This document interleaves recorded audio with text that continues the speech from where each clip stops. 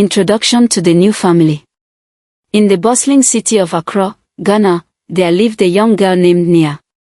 Her family seemed perfect from the outside, like one of those picture-perfect families you often see in magazines. Her father, Mr. Krumah, was a successful architect known for his groundbreaking designs, while her mother, Mrs. Krumah, was a renowned businesswoman who had made a name for herself in the corporate world. Their house, a beautiful modern structure in a quiet neighborhood, was full of elegant furniture and towering windows that let in the golden glow of the afternoon sun. To anyone looking in, they appeared to be the perfect family, successful, happy, and complete. The busy life. But in reality, the Krumah's lives were far from perfect.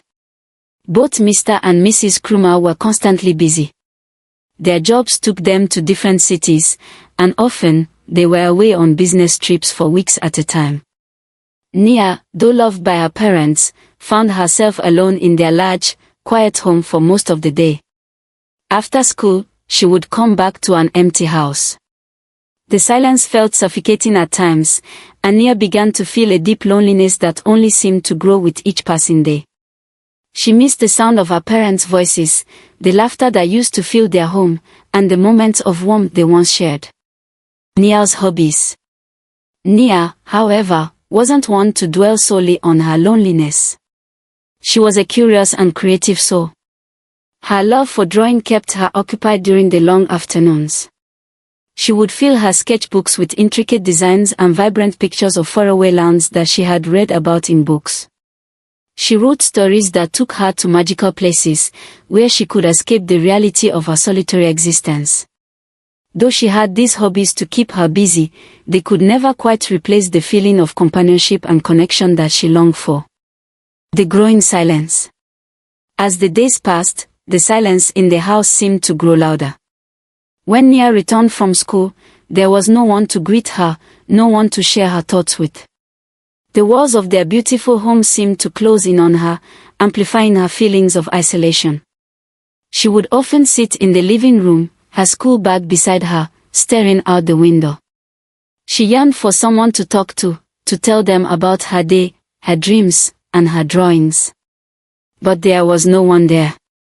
The emptiness she felt in her heart matched the quiet emptiness that lingered in the house. The unexpected neighbor. One afternoon, as Nia was walking home from school, she met Mrs. Eshon, their kind-hearted neighbor. Mrs. Eshon was an older woman with a warm smile and a gentle demeanor. She had noticed Nia often walking into her quiet home after school and had seen the lonely look in the young girl's eyes. Recognizing the sadness behind Nia's usually bright expression, Mrs. Eshon decided to do something about it. "Hello, my dear, Mrs." Eshon greeted her one day, her voice soft and comforting. "You know, I have a lovely home just next door. You're welcome to come by after school if you'd like. It would be nice to have some company." Nia felt a wave of relief wash over her. It wasn't often that someone showed such care. Hesitant at first, she glanced over at the house that felt so empty to her, and then at Mrs. Eshon's warm face. The idea of spending time with someone who cared sounded too good to pass up. Nia mentioned it to her mother, who, after considering the offer, encouraged her to visit. The initial comfort.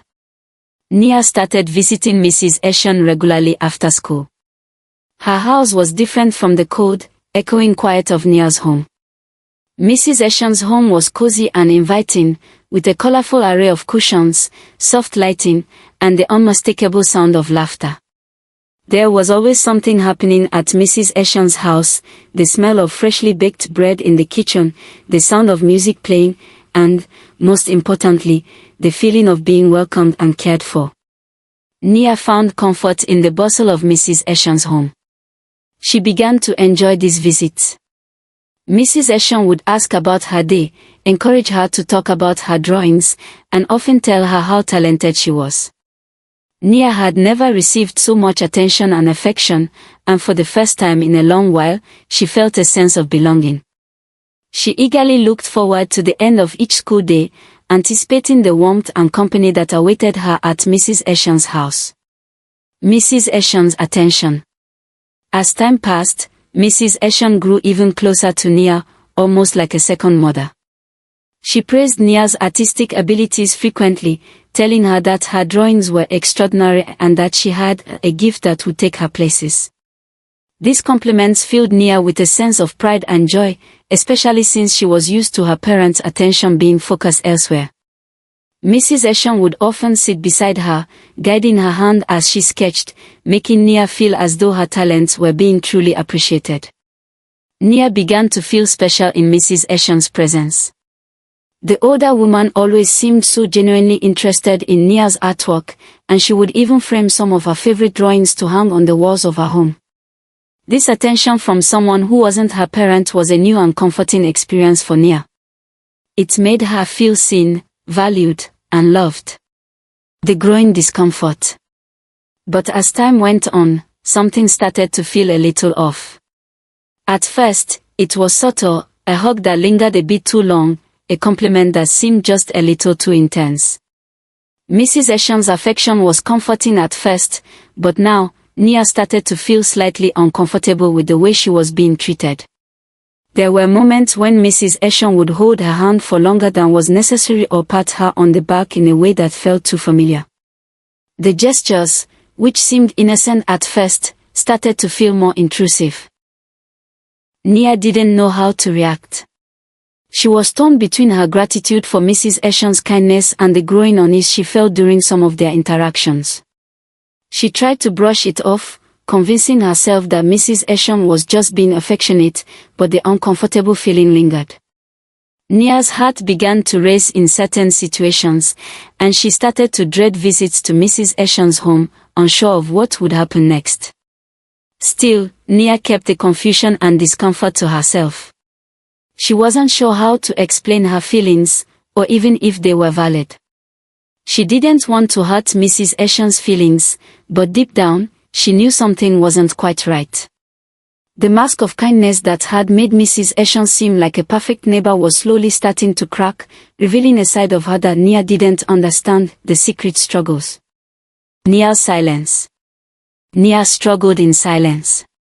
The discomfort she had started to feel around Mrs. Ession only grew stronger with each passing day, but she was unsure of what to do about it.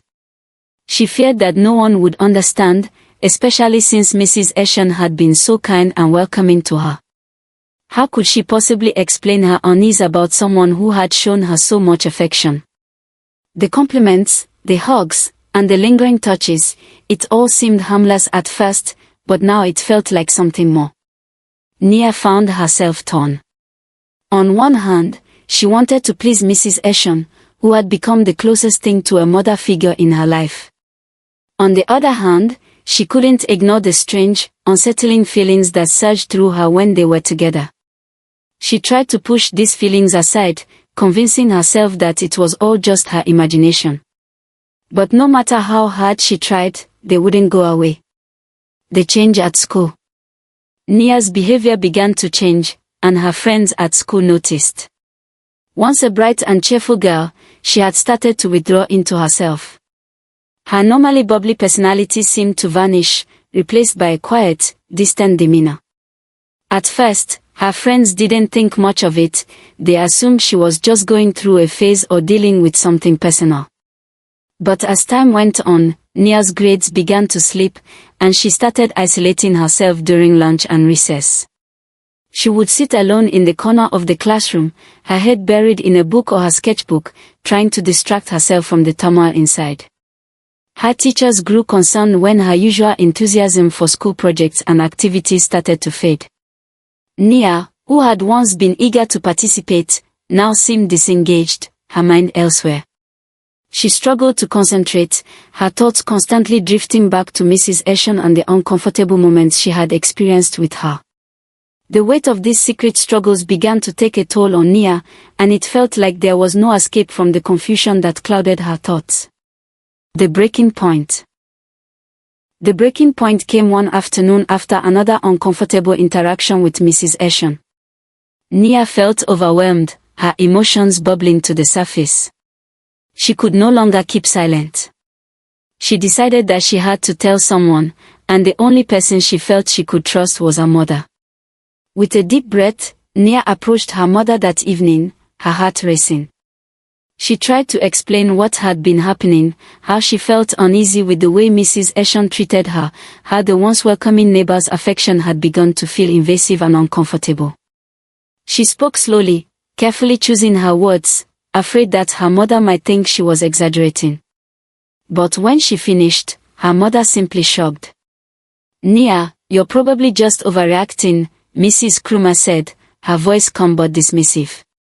"Mrs. Eshon is just being kind to you. Maybe you're just too sensitive. She's always been a warm person." Nia's heart sank. She had hoped for understanding, for someone to validate her feelings, but instead, her mother dismissed her concerns. She felt alone again, trapped in a situation she didn't know how to handle. She didn't want to hurt Mrs. Eshon, but at the same time, she couldn't ignore the strange, unsettling feelings that continued to plague her.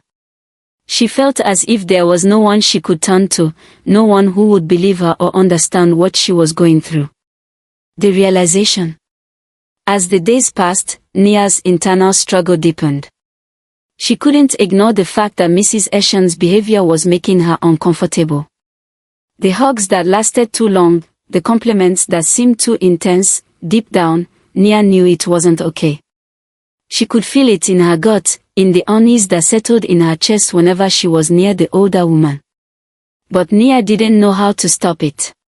She felt guilty for feeling this way about someone who had been so kind to her. She didn't want to be ungrateful or hurt Mrs. Eshon's feelings, but at the same time, she couldn't deny the discomfort that grew inside her with every passing interaction. The guilt weighed heavily on her heart. She didn't know how to tell anyone else without feeling like she was making things up or blowing them out of proportion. Nia realized that, for the first time in her life, she was faced with a dilemma that was far beyond her understanding.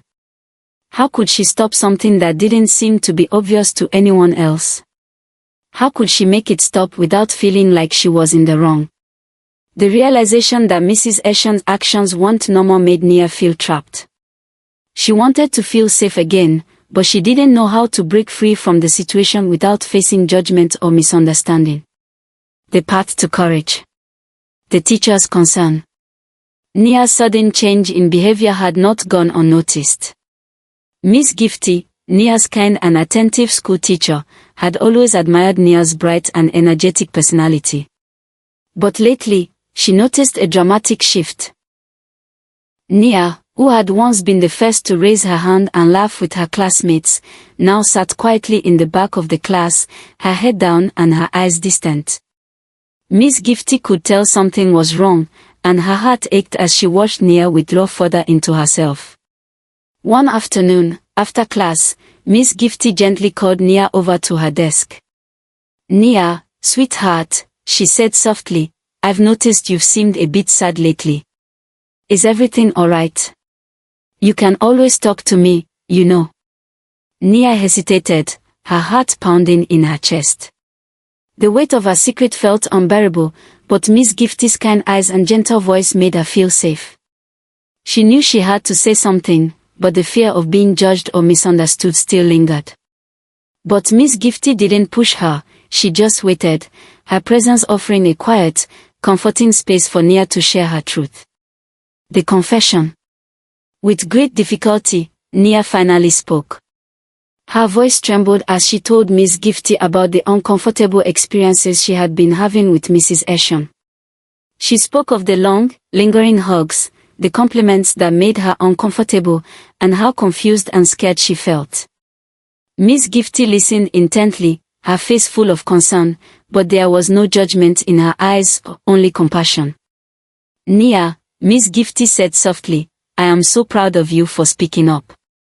What you're going through is not your fault. I promise you, you did the right thing by telling me. I'm going to help you, okay?" Nia nodded, feeling a weight slowly begin to lift off her shoulders. For the first time in what felt like forever, she didn't feel so alone. The support from her parents. The next step came when Miss Gifty took it upon herself to speak with Nia's parents. She arranged a meeting with them, carefully explaining what Nia had shared with her. Mr. and Mrs. Krumer were shocked and heartbroken. They had always been so focused on their work, their careers, and their own lives, that they hadn't realized the toll it was taking on Nia. They had overlooked her emotional needs, never truly seeing how lonely she had become. Tears welled up in Mrs. Krumer's eyes as she listened to Miss Gifty recount Nia's struggles. "We never knew," she whispered, her voice filled with regret. "How could we have missed this? We've been so busy. We failed her." Both parents looked at Nia with deep remorse. "We are so sorry, Nia," Mr. Krumer said, his voice heavy with emotion. "We should have been there for you. We should have been listening. From now on, we promise we'll always be here for you. We'll make time for you. You matter to us more than anything else in this world." Nia felt a rush of emotion as her parents apologized. It was the first time in a long while that she felt truly seen by them. They promised to be more present, to listen to her, and to prioritize her happiness. Though it would take time to rebuild their relationship, Nia knew they were finally beginning to understand her needs. The courage to speak out. With her parents' support, and Miss Gifty by her side, Nia found the strength to take the next step. Together, they contacted the authorities. Nia's confession was taken seriously, and an investigation into Mrs. Eshan's behavior was launched. It didn't take long for the truth to come to light. Mrs. Eshan was confronted with the evidence and, to Nia's shock, she was arrested. The woman who had once seemed like a mother figure was now exposed for the harm she had caused. Nia felt a mixture of relief and disbelief. Part of her had never wanted to see Mrs. Eshan suffer, but she knew what had been done to her was wrong, and she couldn't carry the weight of the secret anymore. With Mrs. Eshan facing the consequences of her actions, Nia began to feel a sense of freedom. The burden of shame and guilt slowly lifted from her shoulders. Though the road ahead was still uncertain, Nia felt stronger than ever. She had found the courage to speak out, and in doing so, she had reclaimed her voice. She now knew that her feelings mattered, that she had the right to protect herself, and that there were people, her family, her teacher, and others, who would stand by her when she needed them most. The house, once filled with silence and unease, slowly began to feel like home again. Nia's parents, now more present and attentive, began to rebuild their relationship with their daughter. And though the path to healing was just beginning, Nia was no longer alone in her struggle. She had found her courage, and that made all the difference. A new beginning. The healing process. With Mrs. Eshan gone, Nia felt a sense of relief that she hadn't felt in months. However, healing was not instant. Nia started therapy to help her process the trauma and rebuild her sense of self. The journey was difficult, but with the guidance of a compassionate therapist, she learned how to trust again. She began to understand that her feelings were valid and that it was okay to express them openly. The therapy sessions helped Nia find her voice in a world that had often felt overwhelming and confusing. Slowly, she learned how to share her emotions without fear, and each step forward brought her closer to healing. Rebuilding family bonds. Her parents, deeply remorseful for not recognizing Nia's emotional pain earlier, made a firm commitment to change. They began to prioritize their family time, something that had been a foreign concept in their busy lives. Weekends that were once filled with work and business trips were now dedicated to Nia. They played games together, took trips to the countryside, and shared long conversations. Through these moments, Nia began to rebuild the relationship with her parents. Slowly but surely, she felt the warmth of their love and support return. Her parents no longer saw her as a secondary priority, she was now their main focus. It was a beautiful, gradual process, but Nia felt cherished in a way she had never experienced before. She began to feel truly loved and valued, and the bonds with her family grew stronger each day. Finding her voice. As Nia healed, she regained the confidence that had once defined her. Her schoolwork improved, and she once again found joy in her art. Drawing became more than a pastime, it became her sanctuary, a place where she could express herself freely and without judgment. The simple act of sketching was a release, a way to pour her feelings into something beautiful. Her artwork became a source of pride and self-expression, and she realized how powerful it was to put her thoughts and emotions on paper.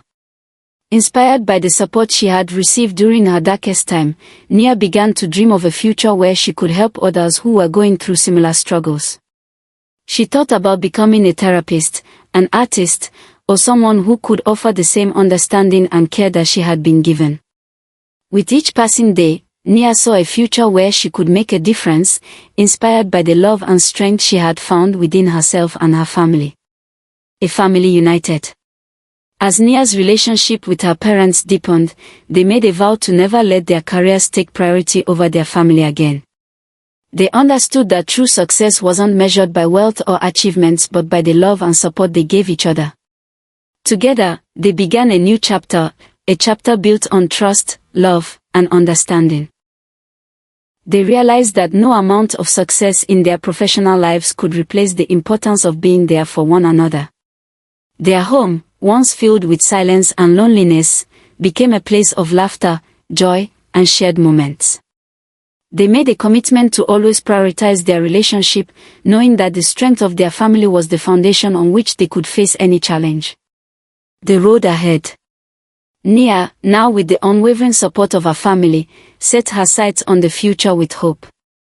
She no longer viewed her past as a source of pain but as a part of her journey to finding strength and purpose. She had learned that the most important thing in life was not success or wealth, but the people who loved and supported her. With her family by her side, Nia felt ready to chase her dreams, knowing that she had a foundation of love and encouragement to help her along the way. The road ahead was still long, but Nia was no longer afraid. She had found her voice, regained her confidence, and learned that love and support were the greatest treasures she could ever have. Together, with her family, she stepped forward into a new beginning, a future full of possibilities, healing, and the unwavering belief that she was worthy of happiness and success.